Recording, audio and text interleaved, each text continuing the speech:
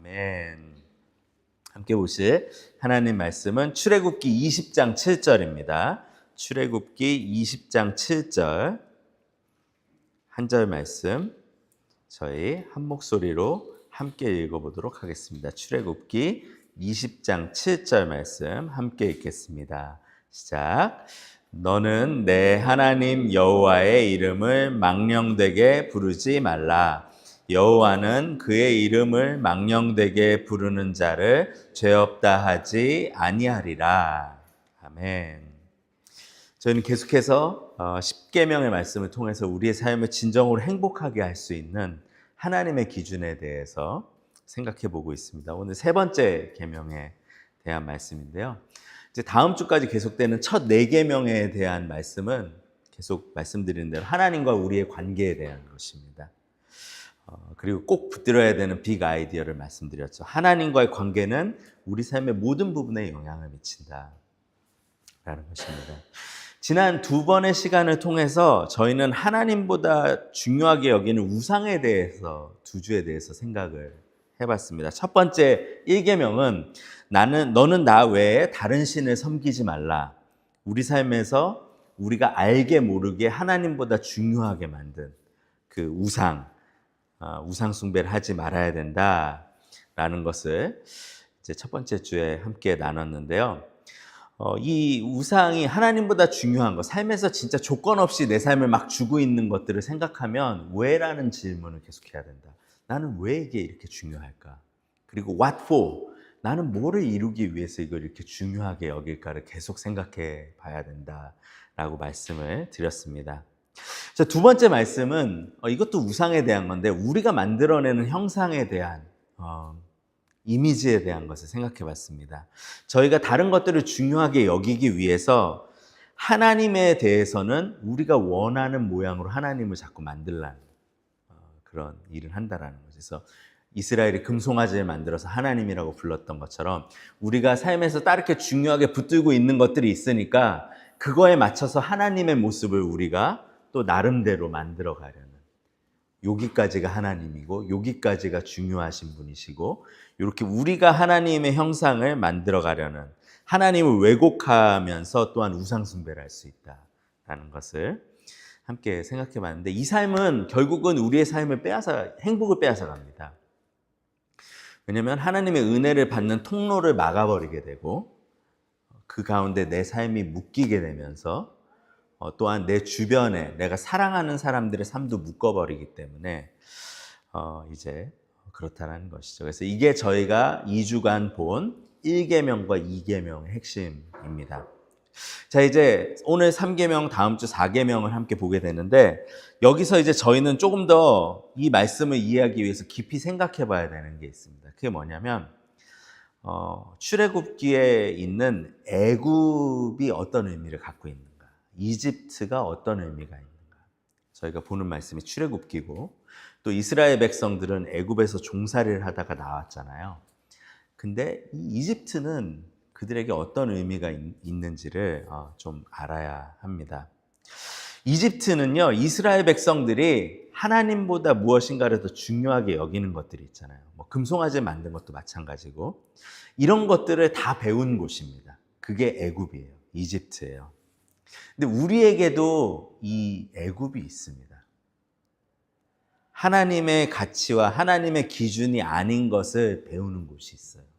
그게 애굽인데, 그게 뭔가, 그것은 바로 저희가 살고 있는 세상의 문화입니다. 예. 세상의 문화와 저희의 관계는 어떤 것하고 같냐면요, 물과 물고기의 관계하고 같아요. 문화는 우리한테 물 같은 거예요. 우리가 물고기라면. 그래서 물과 물고기는 서로 떼어낼 수가 없는 거잖아요.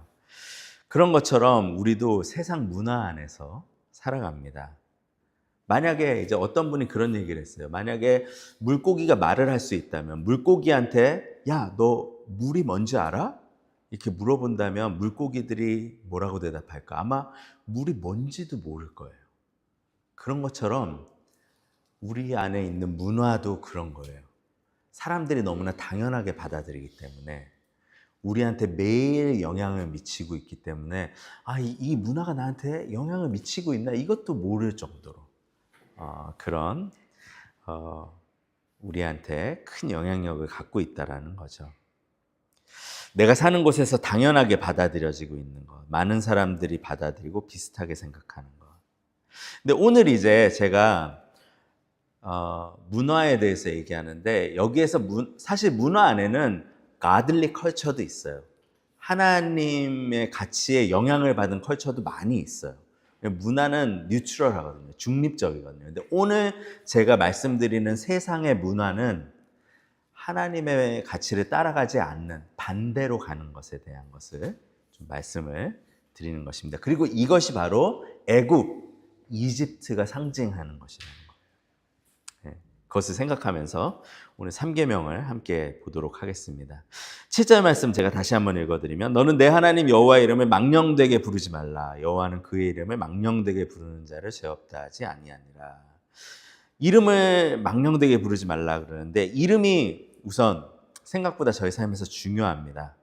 이전에는 돈 주고 지었는데 제 이름도 어디 가서 돈 주고 지셨다고 들었는데 요새는 이제 보통 그렇게 안 하죠. 이쁜 이름들 짓고 또 이렇게 잘 짓는 것 같아요. 영어 이름은 성경에 나오는 이름들 크리스찬들은 많이 쓰죠. 전 영어 이름이 리차드인데 전 사실 예수님을 20대 중반에 믿어서 영어 이름을 너무 바꾸고 싶었었어요. 느헤미야도 너무 하고 싶고 갈렙도 하고 싶고 네, 리차드로 아는 친구들이 너무 많아서 결국 리차드로 그냥 했습니다. 그냥 느헤미야나 갈렙처럼 살기를 바라면서 이름이 가진 뜻이 사실 평생에 영향을 미치잖아요. 이름은 참 중요합니다. 근데 이름 자체가 가진 의미도 되게 중요하지만 이름은 관계에 있어서 굉장히 중요한 역할을 해요. 만약 예를 들어서 길을 이렇게 가고 있는데 누군가가 나를 툭툭 치고는 당신 이름이 뭐예요? 그러면 저희가 이름 안 가르쳐 주잖아요. 뭐지 이 사람 이렇게 되잖아요. 왜냐하면 이름을 부르는 거를 통해서 관계를 맺거든요. 우리는. 예. 이름을 묻는 것은 당신을 알아가기를 원합니다라는 의미가 포함되어 있고 또 이름을 불러주는 것은 서로 더 깊은 관계로 나아가는 방법이기 때문에 이름은 관계적인 의미에서도 굉장히 중요합니다. 출애굽기를 이 10계명을 시작할 때 하나님이 출애굽기 20장 20절을 보시면 이렇게 얘기해요. 나는 너를 애굽 땅 종되었던 집에서 인도하여 낸 내 하나님 여호와니라. 하나님이 먼저 이스라엘 백성을 구원하셨고 그리고 그 백성들이 부를 수 있는 이름을 알려주고 계세요. 원래는 모세한테 제일 먼저 알려주셨던 이름인데 알려주고 계신 거죠. 근데 하나님이 관계로 초대를 하시는 거예요. 내가 너를 먼저 구원했고 그리고 너희는 나를 여호와라고 부르면 돼 라고 이렇게 관계로 초청을 하고 계시는 것이죠. 그러면서 하나님이 이제 오늘 계명을 보면 하나님의 이름을 망령되이 부르지 말라라고 이렇게. 근데 망령되이가 되게 어려워요. 잘 안 쓰잖아요. 뭐 누가 뭐 할 때 야 너 망령되게 왜 그래? 뭐 이런 표현 잘 안 쓰잖아요. 이런 망령된 사람을 봤나? 뭐 이런 얘기 안 하잖아요. 근데 망령되이라는 원어가 이제 히브리 언어가 라샤웨라는 그런 단어인데 헛되이 쓸데없이 함부로 이런 의미를 갖고 있습니다. 그래서 새 번역은 하나님의 이름을 함부로 부르지 못한다 이렇게 번역을 했어요. 10계명은요. 하나님의 이름을 함부로 즉 잘못 사용하지 마라 이렇게 쉽게 풀면 얘기할 수 있는 것입니다. 그럼 하나님의 이름을 잘못 사용하는 것은 어떤 걸까요? 이스라엘 백성들은 이 말씀을 문자 그대로 받아들여서 잘못 사용하거나 쓸데없이 쓰지 않기 위해서 하나님의 이름을 안 불렀습니다. 성경이 예전엔 인쇄기가 없었으니까 프린터가 없었으니까 사람들이 손으로 성경도 다 복사했잖아요. 근데 성경을 필사하는 랍비들은 하나님의 이름이 나오면 쓰다가 도중에 가서 목욕을 하고 와서 깨끗하게 하고 다시 썼다 그래요. 그 정도로 하나님의 이름을 내 삶에 연결되는 걸 굉장히 경외하는 마음으로 두렵게 여겼습니다. 왜 그리스도인들은 오 마이 하나님 대신에 오 마이 것이 하거나 오 마이 굿네스 뭐 이런 식으로 하잖아요. 망령되게 안 부르기 위해서. 또 하나님 이름으로 맹세하는 거 되게 어렸을 때 그러면 교회에서 혼났거든요. 우리 유행하던 게 야 하나님 이름으로 맹세해 뭐 이런 얘기 되게 많이 했는데 근데 그거 교회에서 못하게 되게 망령되구나 이렇게 얘기들 많이 했는데 이렇게 하나님의 이름 헛되이 부르지 않는 것은 하나님을 존중히 여기는 자세를 갖는 데 도움이 되겠습니다.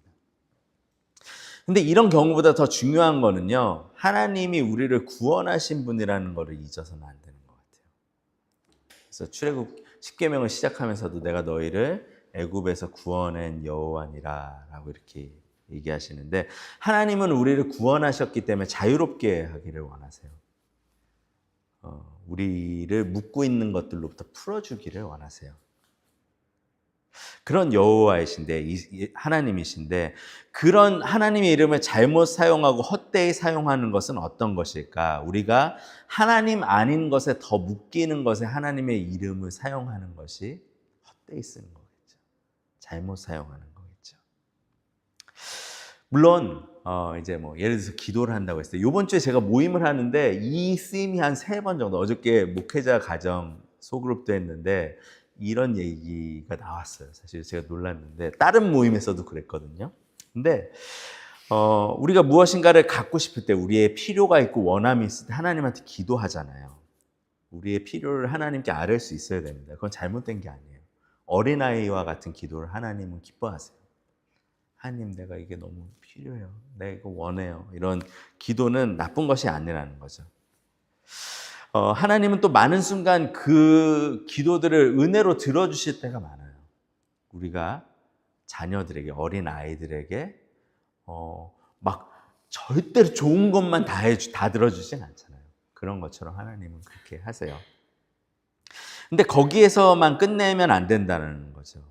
반복되는 기도에 하나님보다 더 중요하게 여기는 것들을 발견한다면, 내가 만약에 우상숭배의 길로 나아가고 있다면 하나님을 부르면서, 그렇다면 돌이킬 수 있어야 된다는 것입니다. 예를 들어 이런 거죠. 하나님, 제가 정말 재물을 정말 많이 가지고 싶고 너무 성공하기를 원해요. 10대 때는 이런 기도할 수 있는 것 같아요. 하나님, 제가 정말 빨리 해서, 저 어렸을 때 뭐 빌 게이츠 같이 뭐 이런 그런 사람이 부자였는데, 지금은 누구죠? 이제 누구라고 해야 되나? 테슬라 그 CEO가 누구죠? 그 사람처럼 되게 해달라 그래야 되나? 뭐 이런 얘기들 많이 하고, 꿈을 얘기 많이 하고 그랬는데, 어렸을 땐 그런 꿈을 꿀 수도 있겠죠. 하지만 커가면서 내 기도가 계속 그렇게 되고 있다면, 그것은 마치 하나님, 나는 돈에 묶여 살기를 원해요, 그런 기도와 같다라는 거죠. 근데 하나님은 그런 하나님이 아니시라는 거예요. 하나님은 우리를, 나중에 이제 후에 10계명에서 다루겠지만, 우리로 하여금 돈을 다스리기를 원하세요. 네. 돈에 묶이는 것이 아니라 돈으로부터 자유롭고, 돈을 다스리고 돈의 흐름을 하나님을 위해서 바꾸기를 원하세요. 네. 근데 그 반대되는 기도를 하는 것은 하나님의 이름을 망령되이 쓰는 거죠. 네. 그럴 수 있다는 것입니다. 뭐 사람들한테 인정받고 싶은 것도, 하나님 제가 짱이 되고 싶어요. 근데 그 기도가 계속되면 계속돼요. 우리는 나도 알게 모르게 그런 기도 되게 많이 하거든요. 우리 할머니도 참 그 기도 많이 하셨는데,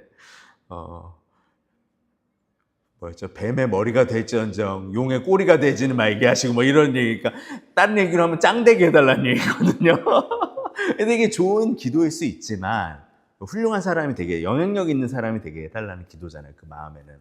근데 그게 계속된다면, 그러면 내가 그냥 첫 자리에 못 쓰면 나는 절대로 안 될 것 같아요, 라는 그 기도거든요. 근데 하나님은 우리가 이렇게 명예욕에 붙들리기 원하시지 않는다. 우리를 자유롭게 해주시기 원하신다. 그러니까 하나님의 이름을 쓸데없이 하나님의 본질과 다르게 사용하고 있는 거죠. 또 하나님의 이름을 잘못 사용하는 것은 어떤 것일까? 여러분, 종교가 가지고 있는 공식이 있잖아요. 릴리전이 갖고 있는 공식. work and merit, give and take. 우리가 무엇인가 신에게 정성을 다하면, 그러면 그 정성에 따라서 신이 우리에게 베푸는 것, 우리에게 보상을 해주는 것. 그게 이제 종교의 시스템입니다, 사실. 근데 우리 성경의 하나님은 그런 종교가 만들어낸 신이 아니라고요. 그래서 하나님은 완전히 반대로 일하세요. 하나님은 정성을 받아서 뭔가 준 게 아니라 하나님 먼저 은혜를 주세요. 용서해 주시고 긍휼을 주세요. 하나님 먼저 그 베푸시는 분이세요. 은혜의 하나님이세요. 다음 주에 보겠지만 하나님은 그 가운데 우리를 먼저 안식을 누리는 삶, 우리가 영원하게 누려야 될 거는 안식이거든요. 그 안식으로 초대를 하시는 분이세요. 그 안식 가운데서 모든 게 흘러나오기를 원하시는데, 근데 종교적인 시스템은 뭐냐면 정성인 거예요. 비나이다.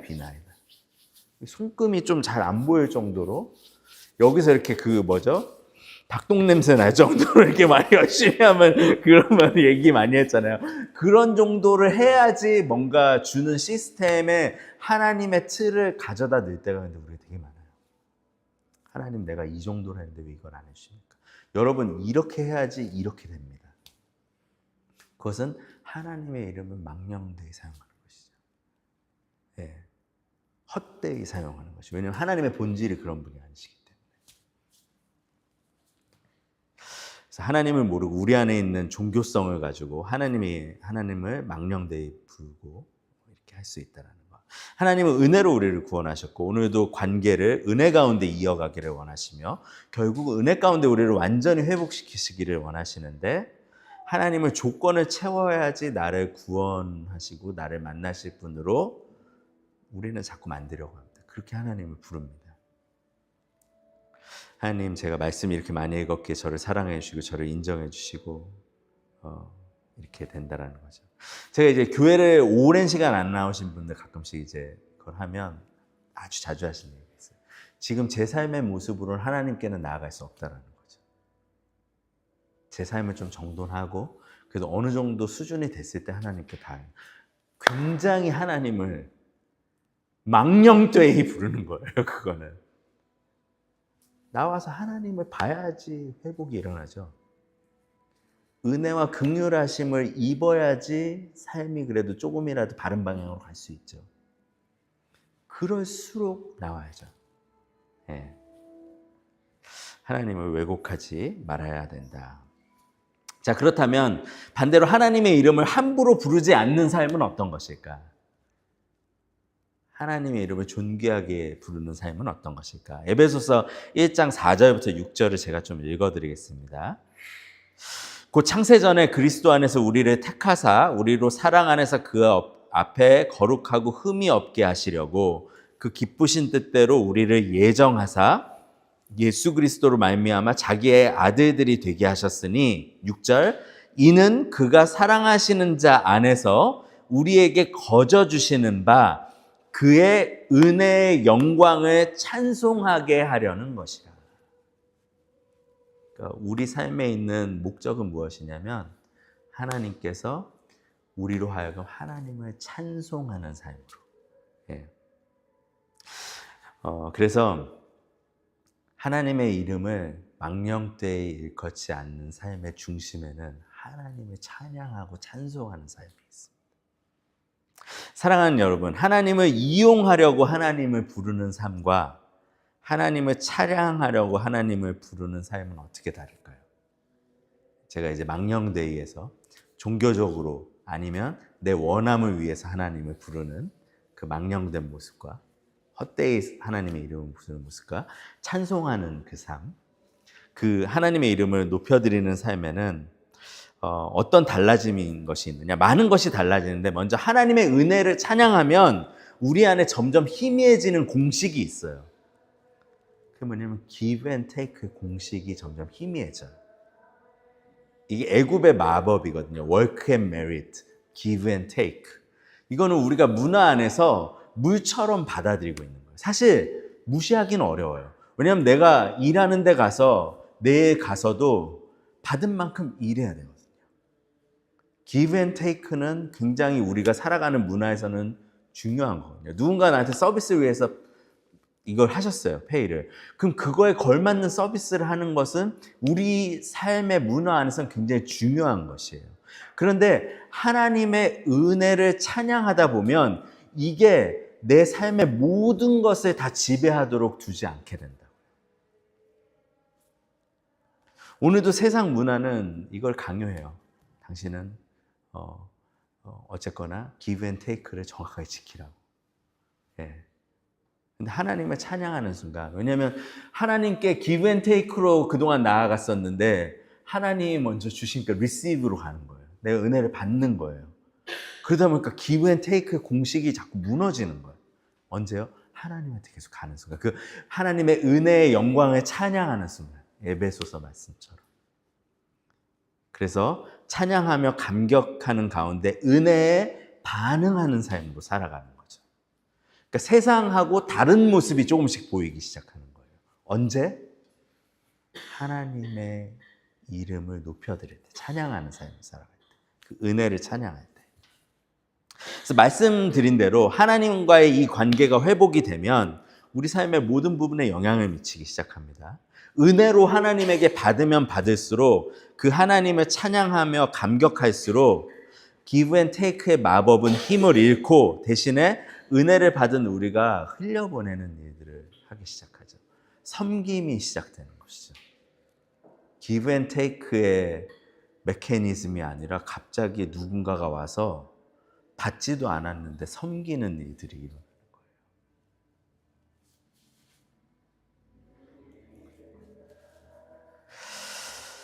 자, 그 가운데 하나님을 이용하려는 마음이 점점 더 줄어들죠. 찬양하니까. 그러면서 우리 삶의 모든 관계에 자유함이 조금씩 찾아오기 시작합니다. 왜냐하면 우린 긴장관계 가운데 살아가거든요. give and take는 내가 이 정도 해줬는데 저 사람이 왜 안 해주지? 이거는 우리 삶을 계속해서 긴장감 가운데 살아가게 해요. 그게 아니라 내가 저 사람의 뭐를 채워줄 수 있을까? 저 사람의 무엇을 해줄 수 있을까? 그러면서 관계 안에서 자유를 누리기 시작하는 거죠. 말씀을 정리하면서 성경에 나오는 한 명의 인물에 대한 얘기를 하면서 좀 말씀을 마치고 싶은데, 야곱에게는 2명의 아내가 있었습니다.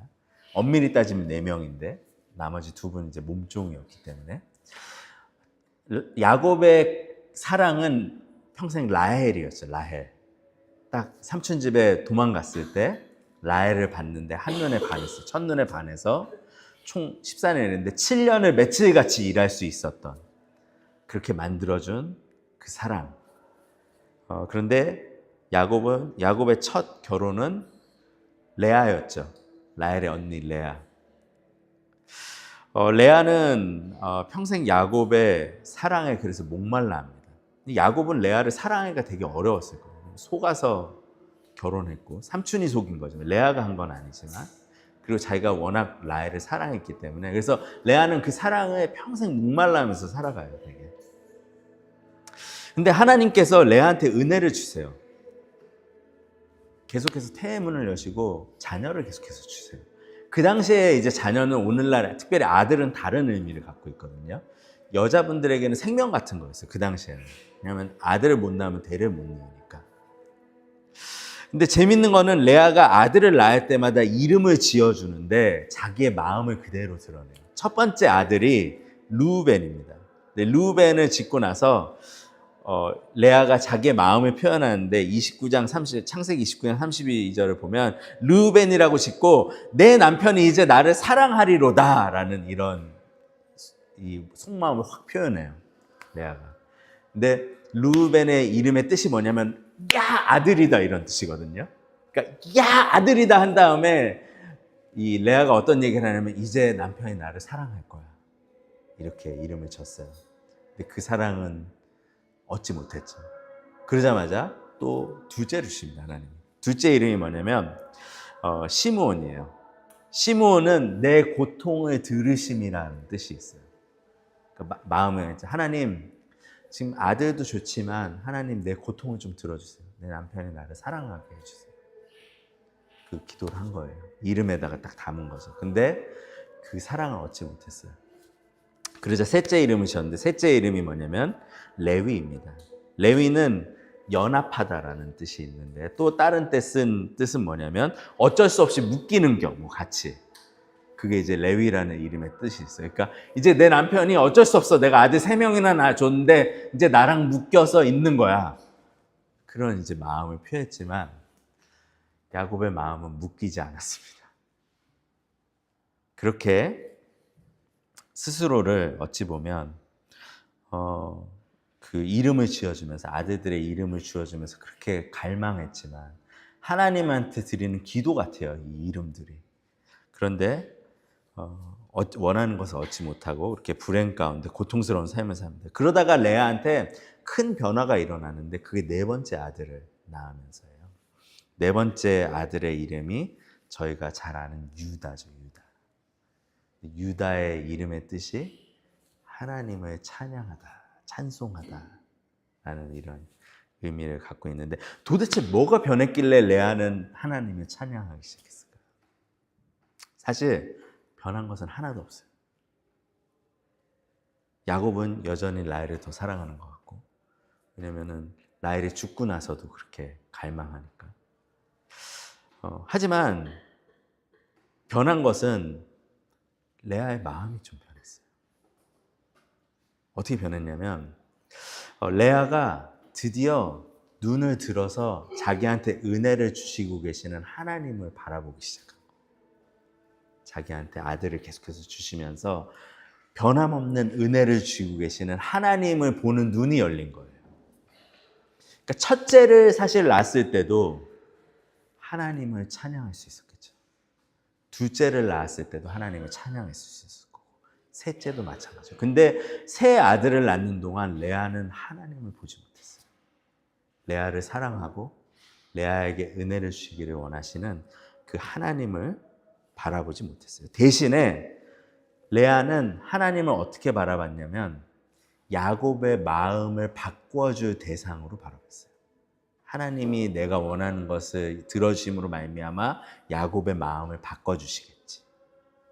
계속 그것을 위해서 하나님의 이름을 불렀어요.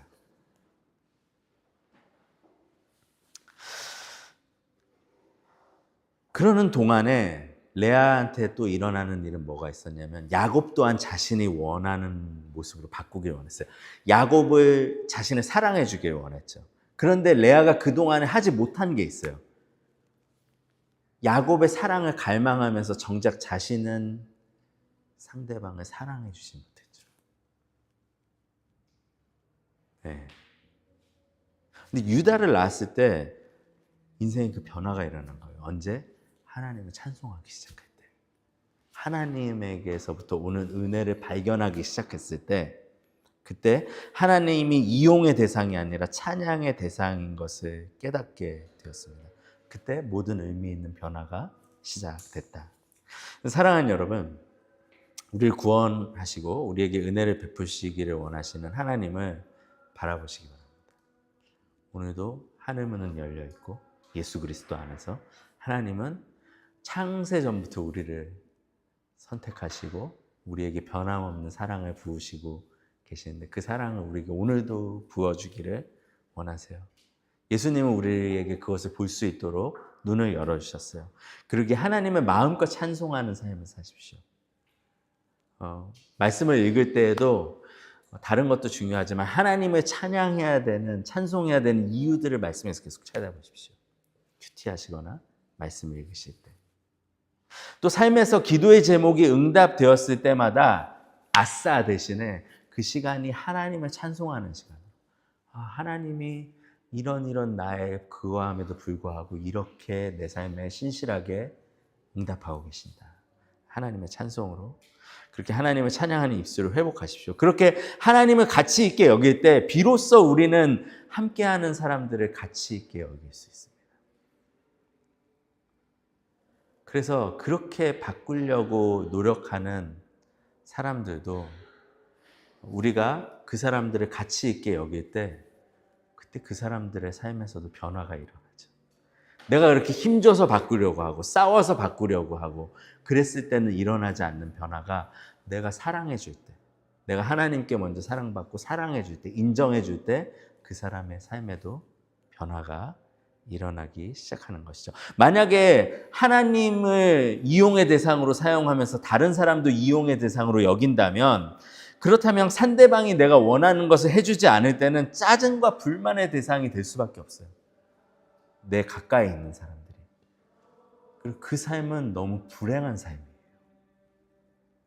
레아가 하나님을 찬양하는 변화가 일어났을 때, 그때 그녀는 유다를 낳았어요. 유다가 누군가요? 유다를 통해서 영원한 나라의 왕인 메시아가 오시죠. 하나님은 레아의 삶을 그렇게 존귀하게 바꾸십니다. 영원한 나라의 왕이 레아의 태에서부터 시작돼요. 그런 일들이 일어날 수 있도록 하나님이 여러 가지 방법으로 우리 삶을 가치 있게 하세요. 우리는 우리 삶을 가치 있게 만들려고 노력하는데 아니라는 거예요. 하나님을 찬양할 때 하나님의 방법으로 하신다는 거예요. 우리는 몰라요. 하지만 우리가 하나님을 찬양하고 그 가운데 하나님을 존귀하게 여기면서 옆에 사람들을 귀하게 여기기 시작할 때, 그때 하나님은 우리의 삶을 가장 존귀하게 만드십니다. 하나님의 방법으로. 그래서 이번 한 주간도 그렇게 하나님의 이름을 찬송하며 높여드리는, 망령되이의 완전히 반대죠. 하나님의 그 영광스러운 이름을 찬양합니다. 그렇게 찬양이 회복되는 한 주 되시길 주님의 이름